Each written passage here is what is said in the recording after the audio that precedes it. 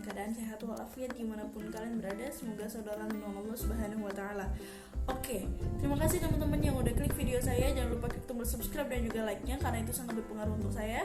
Dan semoga Allah membalas semua kebaikan yang teman-teman lakukan. Amin ya rabbal alamin. Oke, di sini saya akan menjelaskan sedikit tentang al-lughawiyah. Apa sih al-lughawiyah? Ada yang baru dengar? Oke, sekarang kita akan membahas sedikit tentang al-lughawiyah. Al-lughawiyah adalah permainan bahasa.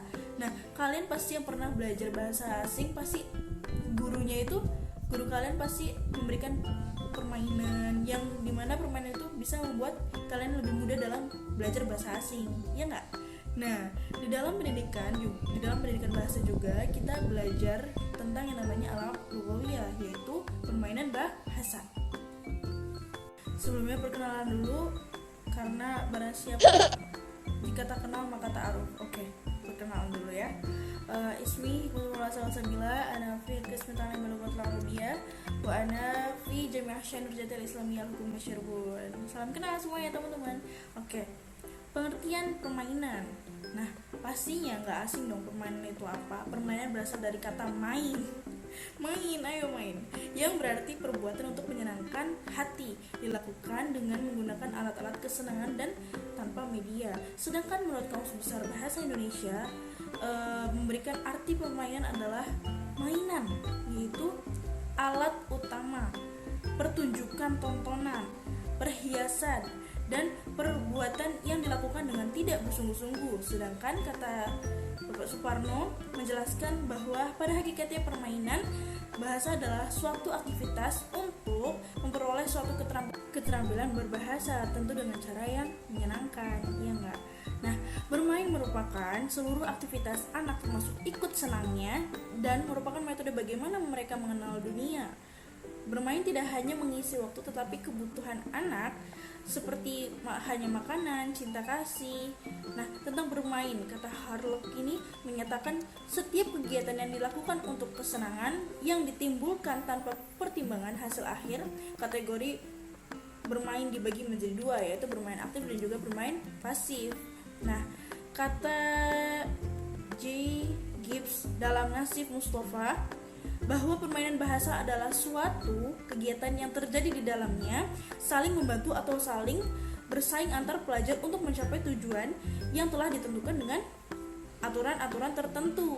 Dan menurut Bapak Hasan Saifullah dalam Jill Hatfield mengatakan bahwa al-lughawiyah, permainan bahasa, atau yang dalam bahasa Inggris dikenal dengan bahasa permainan, adalah suatu aktivitas yang memiliki aturan, tujuan, dan mengandung unsur hiburan yang menyenangkan. Nah, selanjutnya ada tujuan permainan bahasa. Apa aja sih tujuannya? Permainan bahasa al-lughawiyah merupakan salah satu strategi alternatif dan sarana penunjang untuk membumbu proses pembelajaran bahasa asing dan menghilangkan kejenuhan dan kepenatan tersebut. Nah, apa aja sih tujuannya? Yang pertama, adanya kompetisi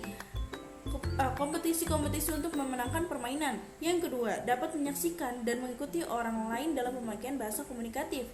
Dan yang ketiga, timbulnya motivasi pribadi untuk memenangkan permainan. Yang keempat, adanya semangat kerjasama dengan teman satu tim untuk memenangkan permainan. Nah, anak-anak pasti lebih semangat dalam belajar bahasa asing dengan permainan yang seru.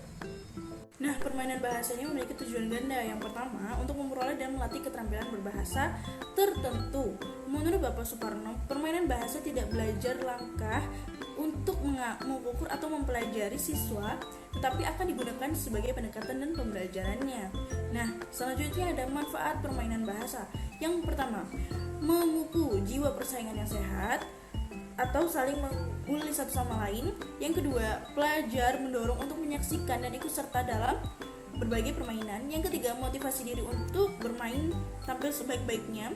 Yang keempat, belajar untuk bekerja sama dalam suatu pekerjaan atau mencapai sebuah kemenangan. Nah, pada nyatanya permainan itu mengajarkan adanya materi kerjasama atau kerja tim yang satu sama lain harus saling memahami. Sebuah kerja tim yang tujuannya untuk mencapai tujuan bersama, di samping itu belajar memahami sportivitas mereka, kayak gitu.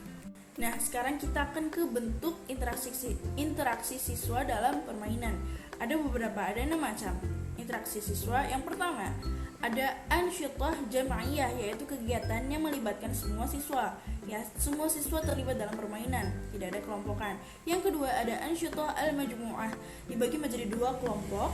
Yang ketiga, ansyitah al-fariq, yaitu siswa dibagi beberapa kelompok kecil. Yang keempat, ada ansyitah tsunaiyah, yaitu kegiatan al-ghaiyah dilakukan oleh siswa dua orang. Yang kelima, ada al-insyiatah fardiyah, yaitu dilakukan oleh siswa secara individu. Yang keenam, ada ansyitah at-tijwal, yaitu kegiatan yang memberikan siswa meninggalkan tempat duduknya, bergerak secara bebas, data, pasangan, atau yang lainnya yang dibutuhkan dalam al-'ab lughawiyah. Nah, selanjutnya ada peran guru dalam permainan bahasa, yaitu al-'ab lughawiyah. Dengan adanya al-'ab lughawiyah bukan berarti guru bebas dan membiarkan murid-muridnya mengerjakan tugas-tugasnya. Enggak, tanpa bimbingan apalagi enggak. Perluasan bahwa dibagi media dan teknologi belajar termasuk al-'ab lughawiyah tidak bisa menggeser peran dan ekstensi guru di dalam kelas. Keberadaan guru tetap diperlukan. Bahkan ia mempunyai peran khusus dan mendesak dalam mempelajari jalannya permainan di antara peran dan tugas guru dalam al-'ab lughawiyah. Di antaranya adalah yang pertama, membuat persiapan yang matang. Yang kedua, sebagai motivator dan komentator.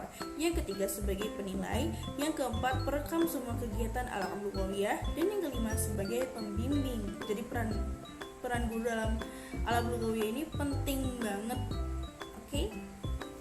Nah, sekarang kita akan pergi ke macam-macam al-'ab lughawiyah. Macam-macam permainan bahasa itu apa aja dan ada berapa? Ada 5, teman-teman. Yang pertama, ada permainan anak usia 0 sampai 4 tahun. Biasanya ini permainannya khusus juga karena dilakukan untuk anak kecil, untuk anak-anak balita. Yang kedua, permainan bahasa untuk keterampilan menyimak.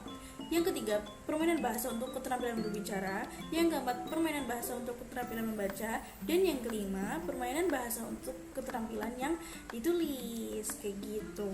Gimana teman-teman? Ada pemahaman sedikit ya tentang al-'ab lughawiyah. Jadi, al-'ab lughawiyah itu termasuk bagian dari permainan bahasa, permainan yang disediakan oleh guru untuk siswa agar siswa lebih bersemangat dalam belajar bahasa asing gitu. Oke teman-teman, kurang lebih mohon maaf apabila banyak kekurangan atas. Terima kasih. Semoga kalian selalu dalam keadaan sehat dimanapun kalian berada. Semoga selalu dalam lindungan Allah Subhanahu wa Ta'ala. Salam sehat. Assalamualaikum warahmatullahi wabarakatuh.